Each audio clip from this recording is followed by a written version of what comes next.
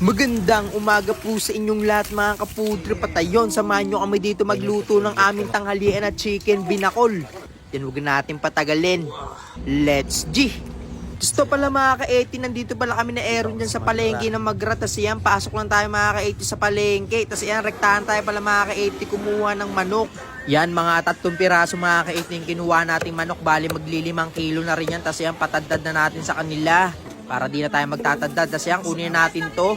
Kasi mga ka-80, kuha na rin tayo ng kakailangan natin na papaya. Yung papaya ni Tito Badang yan. Yan, medyo mahinog-hinog na tong kinuha natin para solid na solid yung binakol natin. Tas yan, binalot na nila nanay. Tas yan, kunin natin agad yan mga ka-80 para makabili tayo agad ng mga kailangan nating sangkap. Tas yan, pinakuha na agad natin si Aaron dyan ng sibuyas, bawang. Tas yan, bell pepper. Tas yan, bumili na rin tayo ng tanglad. Tas ito, kuha na rin tayo mga ka-80 ng kamatis. Yan kasi pampapogi rin yan mga ka-80. Tas yan, bigyan natin dyan. Pati ito, siling haba. Bahala kayo kung ilang piraso yung trip nyo. Tapos ito, biglang may dumaan na artista, si Daniel Padilla mga ka-80. Napakapogi pala na ito sa personal. Yan, papapicture sana ako, kaso bigla siyang umalis eh.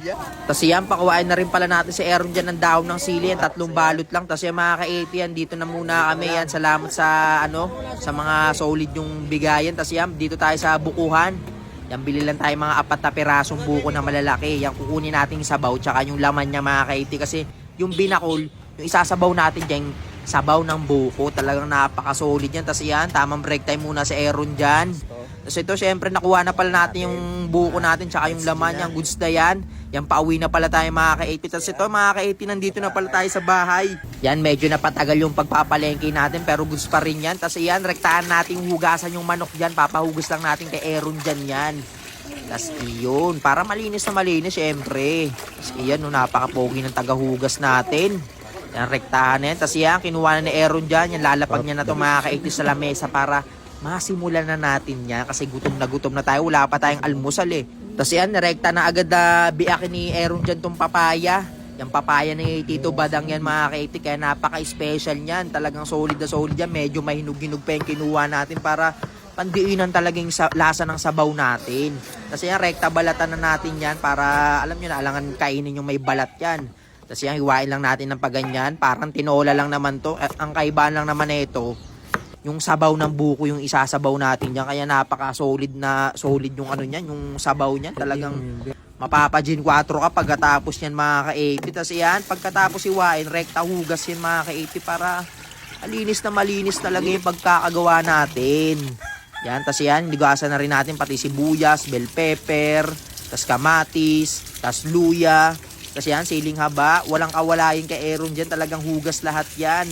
Tas yan, pati yung tanglad. Bago kumain, syempre, kailangan mo maghugas. Pag di mo hinugasan yan, ang baho niyan, hindi, joke lang. Tas yan, pigain, ano natin yan, palupaluin na natin yan. Tas yan, rolyo lang natin.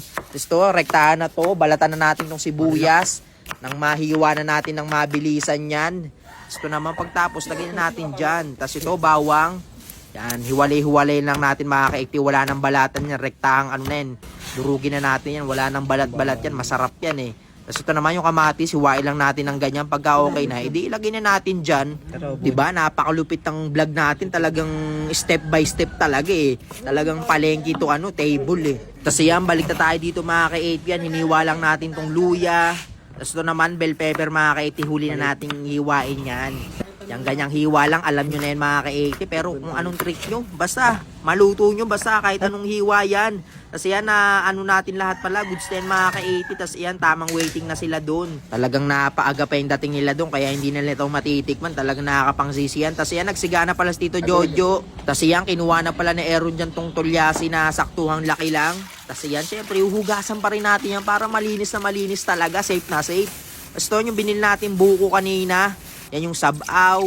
Ayan, talaga napakasarap. Ano yun yan? Higupin yan mga ka-80. Talagang tanggal yung olots mo dyan. Ay yung UTI mo mga ka-80. Talagang solid na solid yan. Kasi yan yung ano naman, yung laman ng ano ng buko. Yan, hihiwa-hiwain lang natin ng paganyan. Para mabisang-mabisa talaga yung pagkakaluto ng ginakol na ay binakol natin mga ka-80. Kasi yan, rektahang sinalpak na agad to ni Aaron dyan. Yan, napaso pa siya mga ka-80. Tapos ito, lagyan natin ng hindi ang gear oil ha. Talagang napakalinis niyan.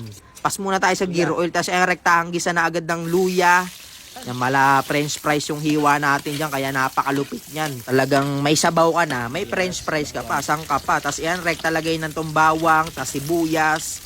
Wala nang arte-arte yan, kinamay na ni Aaron dyan, mekos-mekos na yan. Tapos yan, halo-halo lang hanggang sa maging okay. Tapos yan, follow up mo na yung kamatis.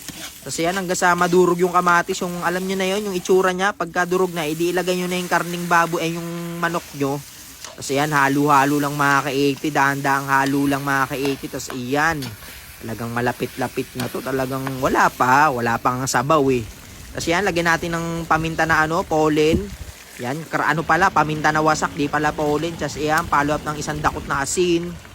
Tapos ito, yung papaya natin, papaya ni Tito Badang. Talagang napaka-solid yan mga ka-80. Oh. Tapos follow up ng tanglad, tapos bell pepper.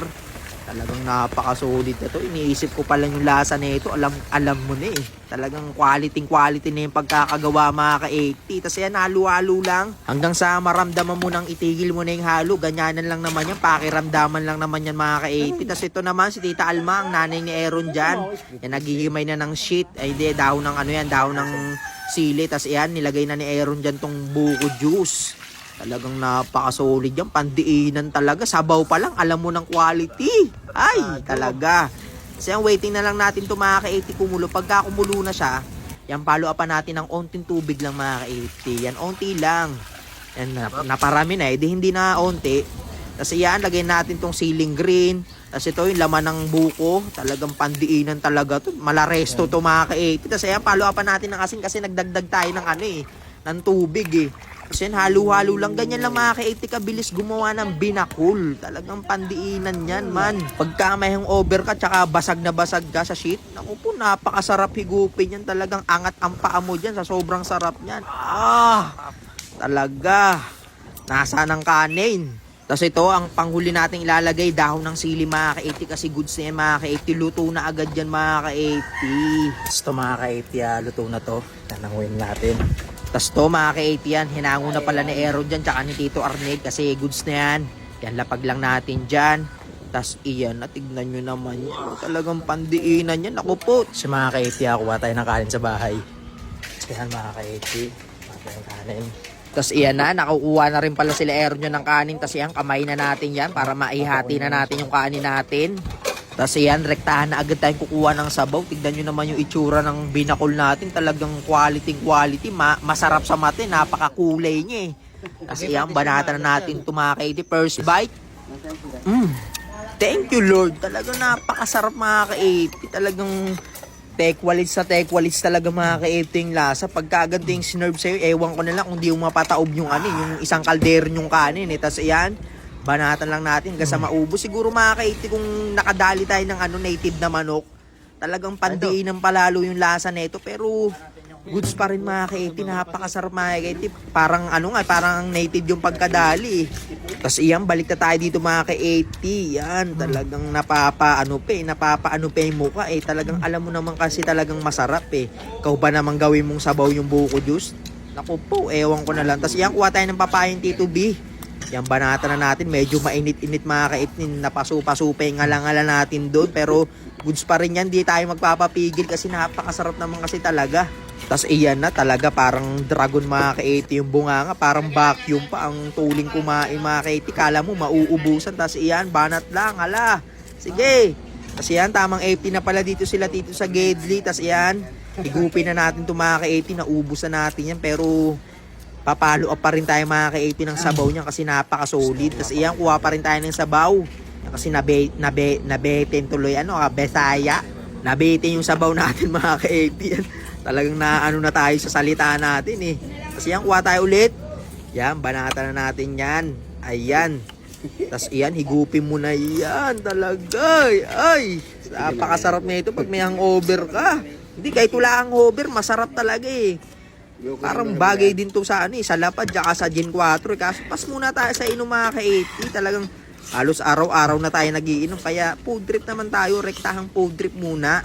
Kasi yan, banatan natin ulit yung papayang Tito Badang. Yung talagang napaka-solid ang papayang Tito Badang. Manamesh na mesh ang gat-as. Talaga, pagkasarap. Tapos to mga ka-80, naubos na pala natin to mga ka-80. Kaya hanggang dito na lang. Salamat.